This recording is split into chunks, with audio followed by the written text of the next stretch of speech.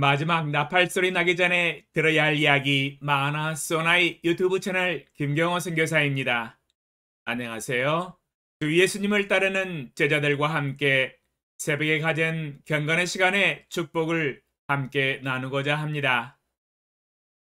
시편 11편 3절 터가 무너지면 의인이 무엇을 하랴? 터가 무너지면 의인이 무엇을 하랴? 라는 제목으로 묵상을 해보았습니다. 이 새벽에 읽은 본문 말씀은 우리로 하여금 올바른 지혜를 배우게 하는 교훈이 들어 있습니다. 터가 무너져 내려버리면 의인이 할 수 있는 것이 아무것도 없다는 이야기입니다.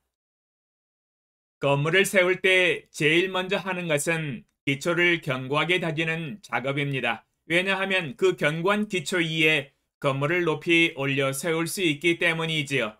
사상 누각이라고 하지요. 모래 위에 세운 집은 기초가 든든하지 못하여서 세운 건물이 무너져 내린다는 뜻입니다. 그러므로 견고한 기초 위에 건물을 세워야만이 되는 것입니다. 또한 터는 사람에게 있어서 두 발을 딛고 서 있는 바닥을 의미합니다. 땅이 지진으로 흔들리거나 발을 딛고 있는 곳에 균열이 있어 몸을 지지해 주지 못한다면 넘어지고 위험에 처하게 됩니다. 서 있기도 두려운 일이지요. 요즘 도시를 건설하면서 터를 견고히 하지 못한 상태에서 도로를 포장하고 건물을 세움으로 인해서 싱크홀, 땅꺼짐 현상이 가끔씩 일어나고 있습니다. 며칠 전 7월 2일에 경기 성남시 단대 오거리역 인근에서 싱크홀 현상이 발생했습니다. 1톤 화물차 트럭이 싱크홀에 빠져서 파손되었습니다. 날벼락이지요. 우리가 생각하는 도로가 매우 견고할 것이라고 확신하고 있는데 갑자기 땅이 꺼지면서 빠져 들어갔으니 하늘이 무너진 줄 알았을 것입니다. 상상하기도 싫은 매우 끔찍한 일이지요. 우리가 두 발로 서 있는 바닥과 포장 도로의 밑바닥과 건물의 기초를 가리켜 터라고 합니다. 터는 자고로 견고해야 우리가 생존할 수 있고 도로와 건물이 견고히 세워질 수 있습니다. 그러나 오늘 시편 기자가 만약 터가 무너지면 의인이 무엇을 하랴 탄식을 하였습니다. 터가 무너져 내린다면 의인이 할 수 있는 것이 하나도 없다는 이야기입니다. 의인은 거듭난 그리스도인을 가리키고 있습니다. 우리 성도들에게 있어서 터는 무엇일까요? 이 터는 여러 영역으로 광범위하게 가리킬 수 있습니다. 성도들에게 있어서 견고히 다져야 할 터와 기초는 매우 많습니다. 하나님의 말씀을 기반으로 하는 개념, 믿음, 인격, 말, 행동, 베이직 라이프, 가정, 대인관계 등등 매우 많습니다. 신앙에 필요한 모든 것들이 모두 기초가 될 수 있기 때문입니다. 그러므로 터에 대한 이야기를 하려면 밤을 새워야 모두 다 언급할 수 있을 것입니다. 오늘 새벽에는 가장 기본이 되는 베이직 라이프에 대해서만 국한적으로 묵상을 해보겠습니다. 성도들에게 있어서 가장 기본적인 삶은 베이직 라이프, 즉 하나님과의 관계, 바로 하나님과 말씀과 기도로 교제하는 삶을 가리킵니다. 기본 중에 가장 기본이 되는 삶이지요.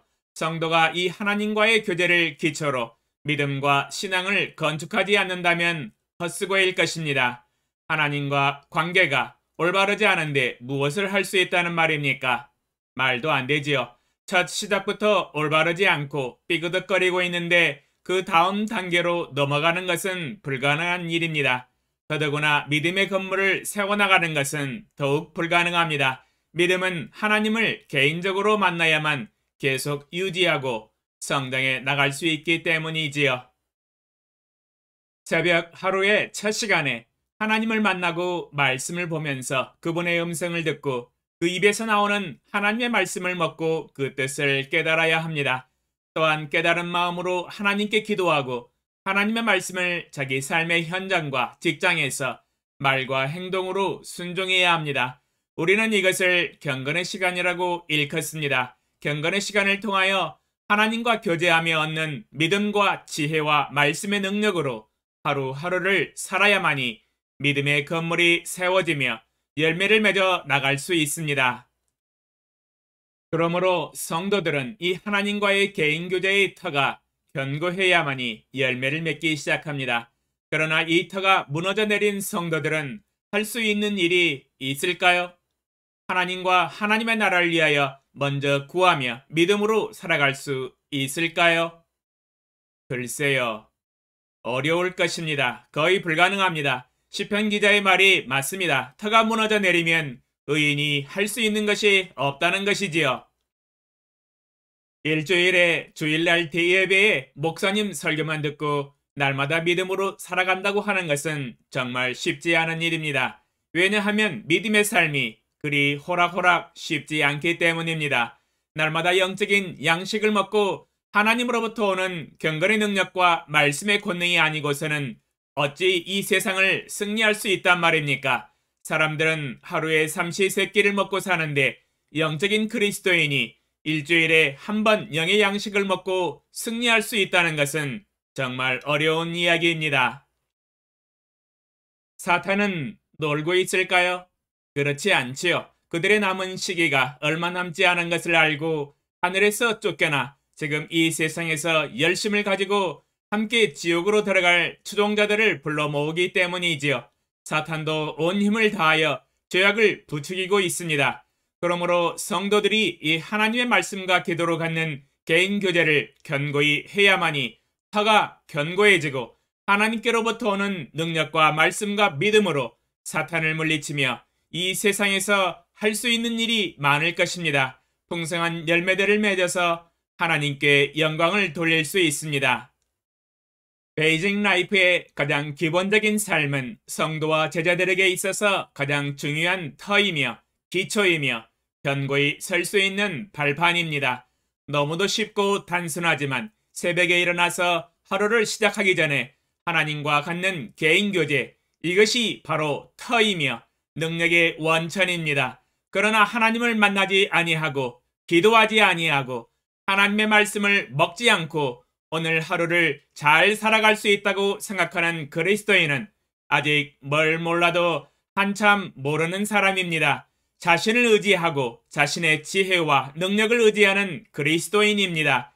이미 터가 무너져 내리고 있는 그리스도인입니다.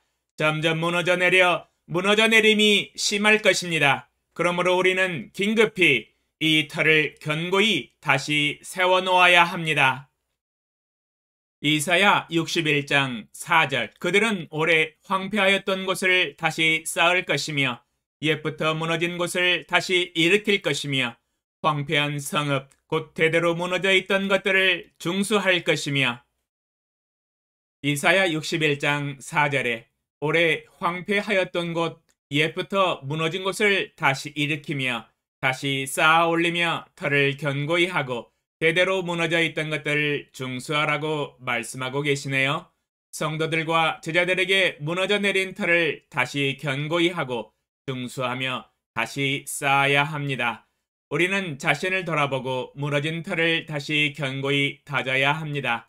날마다 터가 견고해야 건물은 한층 한층 세워져 올라가게 되며 견실한 열매를 맺어서 하나님의 영광을 드러낼 것입니다. 설교 억양과 액센트가 조금 격양되었네요. 하나님의 경고의 말씀이라서 조금 강조해서 역설했습니다. 하나님의 사랑의 말씀의 호소로 받아들이면 좋겠습니다. 주여, 오늘도 하나님과의 긴밀한 교제로 시작하여 하루를 시작합니다. 저의 견고한 터는 말씀과 기도의 삶입니다. 더욱 견고한 이 기초 위에 하나님의 일을 성취하게 하소서.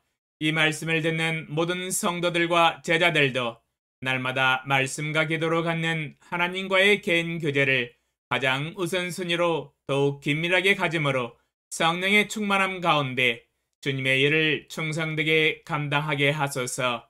예수님의 이름으로 기도합니다. 아멘. 감사합니다.